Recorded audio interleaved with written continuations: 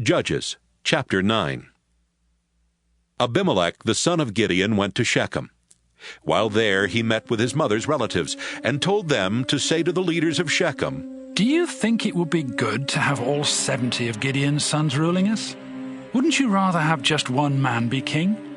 Abimelech would make a good king, and he's related to us." Abimelech's uncles talked it over with the leaders of Shechem, who agreed. Yes, it would be better for one of our relatives to be king. Then they gave Abimelech 70 pieces of silver from the temple of their god Baal-berith. Abimelech used the silver to hire a gang of rough soldiers who would do anything for money. Abimelech and his soldiers went to his father's home in Ophrah and brought out Gideon's other sons to a large rock where they murdered all 70. Gideon's youngest son Jotham hid from the soldiers, but he was the only one who escaped. The leaders of Shechem, including the priests and the military officers, met at the tree next to the sacred rock in Shechem to crown Abimelech king. Jotham heard what they were doing, so he climbed to the top of Mount Gerizim and shouted down to the people who were there at the meeting, "Leaders of Shechem, listen to me, and maybe God will listen to you. Once the trees searched for someone to be king. They asked the olive tree, 'Will you be our king?' But the olive tree replied, 'My oil brings honor to people and gods. I won't stop making oil just to have my branches wave above the other trees.' Then they asked the fig tree, 'Will you be our king?' But the fig tree replied, 'I won't stop growing my delicious fruit just to have my branches wave above the other trees.' Next they asked the grapevine, 'Will you be our king?' But the grapevine replied, 'My wine brings cheer to people and gods. I won't stop making wine just to have my branches wave above the other trees.' Finally they went to the thorn bush and asked, 'Will you be our king?' The thorn bush replied, 'If you really want me to be your king, then come into my shade and I will protect you. But if you're deceiving me, I'll start a fire that will spread out and destroy the cedars of Lebanon.'" After Jotham had finished telling this story, he said, "My father Gideon risked his life for you when he fought to rescue you from the Midianites. Did you reward Gideon by being kind to his family? No, you did not. You attacked his family and killed all 70 of his sons on that rock. And was it right to make Abimelech your king? He's merely the son of my father's slave girl. But just because he's your relative, you made him king of Shechem. So, you leaders of Shechem, if you treated Gideon and his family the way you should have, then I hope you and Abimelech will make each other very happy. But if it was wrong to treat Gideon and his family the way you did, then I pray that Abimelech will destroy you with fire, and I pray that you will do the same to him." Jotham ran off and went to live in the town of Beer, where he could be safe from his brother Abimelech. Abimelech had been a military commander of Israel for 3 years when God decided to punish him and the leaders of Shechem for killing Gideon's 70 sons. So God turned the leaders of Shechem against Abimelech. Then they sent some men to hide on the hilltops and watch for Abimelech and his troops, while they sent others to rob everyone that went by on the road. But Abimelech found out what they were doing.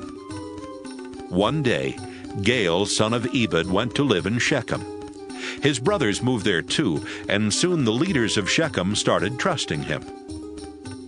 The time came for the grape harvest, and the people of Shechem went into their vineyards and picked the grapes.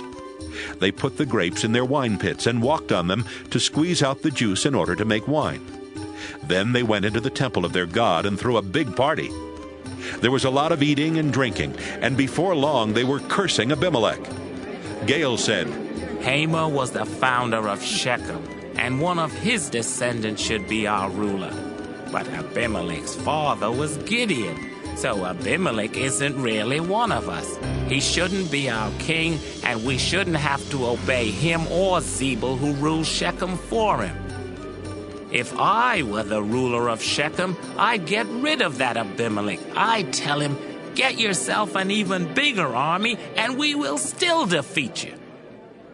Zebul was angry when he found out what Gaal had said, and so he sent some messengers to Abimelech. But they had to pretend to be doing something else, or they would not have been allowed to leave Shechem. Zebul told the messengers to say, Gaal, the son of Ebed, has come to Shechem along with his brothers, and they have persuaded the people to let Gaal rule Shechem instead of you. This is what I think you should do. Lead your army here during the night and hide in the fields. Get up the next morning at sunrise and rush out of your hiding places to attack the town. Gaal and his followers will come out to fight you, but you will easily defeat them. So one night, Abimelech led his soldiers to Shechem. He divided them into 4 groups, and they all hid near the town. The next morning, Gaal went out and stood in the opening of the town gate. Abimelech and his soldiers left their hiding places, and Gaal saw them. Zebul was standing there with Gaal, and Gaal remarked, Zebul, that looks like a crowd of people coming down from the mountaintops. No, Zebul answered, it's just the shadows of the mountains. It only looks like people moving. But Zebul, look over there. Gaal said, There's a crowd coming down from the sacred mountain, and another group is coming along the road from the tree where people talk with the spirits of the dead. Then Zebul replied, What good is all your bragging now? You were the one who said Abimelech shouldn't be the ruler of Shechem. Out there is the army that you made fun of. So go out and fight them. Gaal and the leaders of Shechem went out and fought Abimelech. Soon the people of Shechem turned and ran back into the town. However, Abimelech and his troops were close behind and killed many of them along the way. Abimelech stayed at Arumah, and Zebul forced Gaal and his brothers out of Shechem. The next morning, the people of Shechem were getting ready to work in their fields as usual, but someone told Abimelech about it. Abimelech divided his army into 3 groups and set up an ambush in the fields near Shechem. When the people came out of the town, he and his army rushed out from their hiding places and attacked.